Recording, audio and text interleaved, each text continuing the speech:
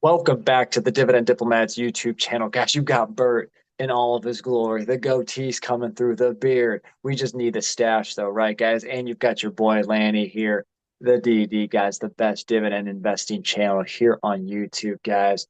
We've been talking about everything dividend investing, building passive income, reaching financial freedom. We're bringing it back. We're keeping this video going. The recurring theme of dividend stock purchases. You guys love to see what stocks we're buying right now, how we're building our passive income, and where we're putting the money where our mouth is. Let's go. So if you haven't already, subscribe to the channel. Give this video a thumbs up. Follow your boys here as we work our way towards 20,000 subscribers and reaching financial freedom. So let's kick this off here. We're going to talk about purchases the week of October 9th here. So it was an interesting week in the market. I mean, it was before earnings really started to come out. And the big thing is everyone's just looking for that news in the economy, Lanny. Like everyone's trying to get signals of what is going to happen.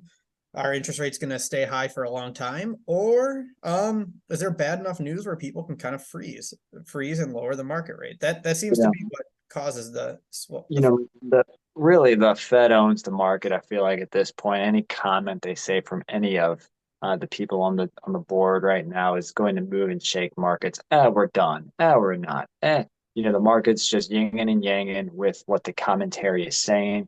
Obviously, inflation's still a little bit hotter than what they expect. Retail earnings are a little bit better than expected. Consumers are still spending. I think I just saw an article that the baby boomers are the ones that are really spending and don't give a about anything right now. So it's right now there's not, buyers, there's not enough negative sentiment in there to kind of say, okay, they've done its job, right? So there still could be an increase come December, or rates may just stay higher for longer. So there's a couple things that are being discussed, not just rate hikes, no rate hikes, but higher for longer, higher for shorter. So let's see what we can do with volatility. And what do we do, Bert? We buy dividend stocks when the stock market is a rocket. Yeah, and there's always opportunities out there. And lately there have been more opportunities that we've been able to take advantage of. And how do we find those? We use our Dividend Diplomats Dividend Stock Screener, the three metrics: PE ratio, payout ratio, history of increasing dividend, the dividend yield. We have a consistent screener. We're always looking for stocks. We're always talking about companies to buy on this YouTube channel, because when the moment strikes, we want to be ready and we want to be able to put some capital to work. And that is exactly what we did here the week of October 9th. Well, Bert, how do we want to kick this off this week for this video here today? I can start this one off. It was a lighter week for me. So we'll just go through here on Monday, October 9th. My wife did her standard. Yeah, she did her standard 2 shares of SCHD. We've been doing that for a while now. Just continue adding. The position's over 100 shares now because wow. Yeah, it's growing and it's growing quickly. Again, the power of compounding. So we grabbed it. It was sweet. We grabbed it below $70 per share. We grabbed 2 shares for $69.88. Only put in $140 because that was right below 70. Added $5.28 of income. That's a 3.78% dividend yield. That was how we kicked the week off. Nice job, Bert. Nice job kicking it off. Did you want to talk about anything else? You want to toss it my way? You tell me. Let's toss it your way. Let's toss it your way and talk about your regular purchases, because that was our core regular one. Then we'll go into the extras. All right, here's kind of the same old guys, the Vanguard trifecta. You betcha. The VYM, the VO, and the VIG, because that's what my wife and I, that's just what we do, guys. VYM, we upped my wife's ante to 3 because we haven't been buying too many individual stocks really this year. So it's like, let's see if we can deploy a little bit more capital in my wife's account. So 3 shares of VYM.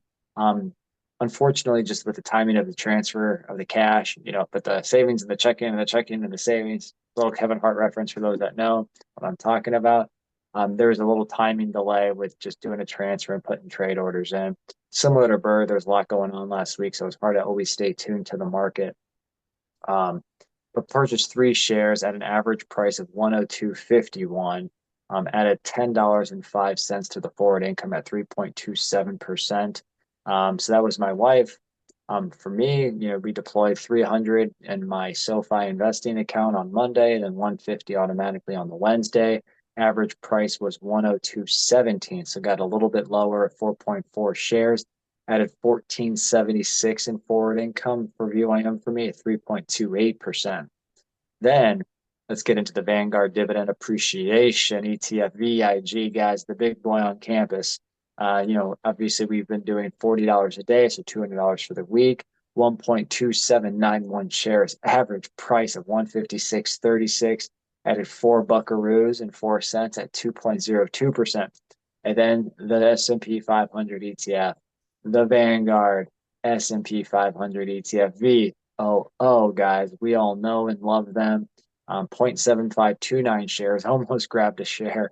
Average price of $398.47, $4.69 at 1.56% yield.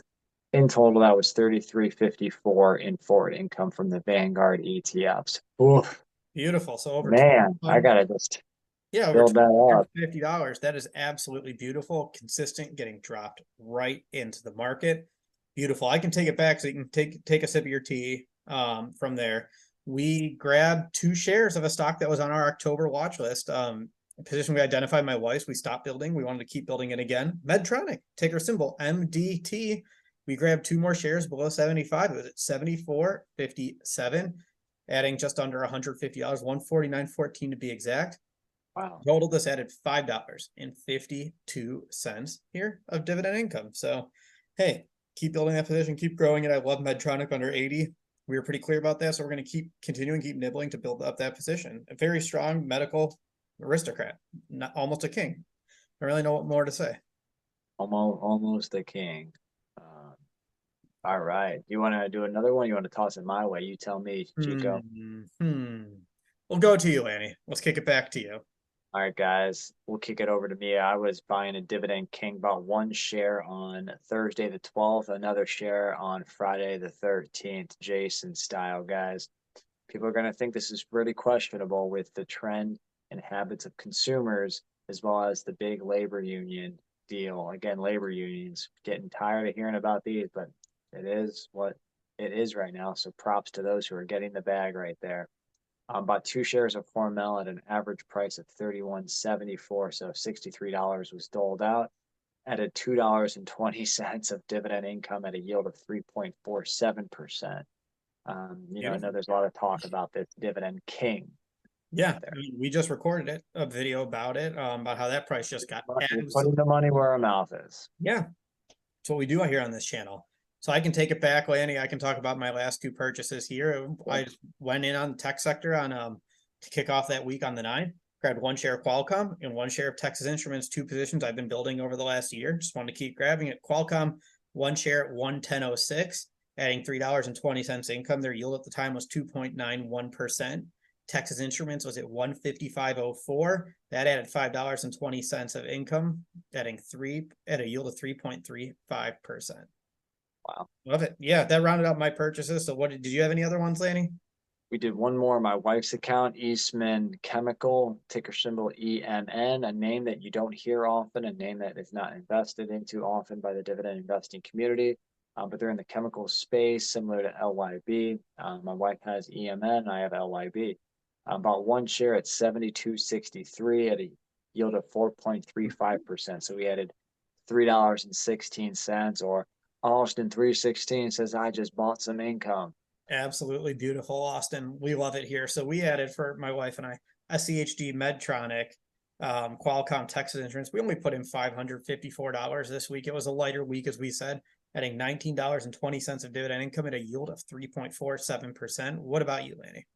$1,393.63 was invested at $38.90 in forward income at an average yield of 2.79%. The yield was slightly lower because of the VOO investment. So here's the $1 million question everybody wants to know about. Did the diplomats cross $2,000 total? Womp, womp, womp. We just fell short. $1,947.63 added with $58.10 of dividend income. Well, there's always next week, or in the words of Cleveland, there's always next year. Solid though. Hey, almost 2K, guys. How much did you guys add? What stocks were you buying? so far in the first full week of October. Let us know in the comments, or I guess second week of October. Let us know here. Are you guys gearing up for Halloween? What other stocks are out there that are ripe for buying? And if you haven't already, subscribe to the channel. Give this Yeah. video a thumbs up. And Lanny, what do we need to tell these fools here, Lanny? Oh, yeah, yeah. Well, you're either with us or you're against us, Jack. That was Bert, the Hurt Man and Lanny from the DD. Over and out.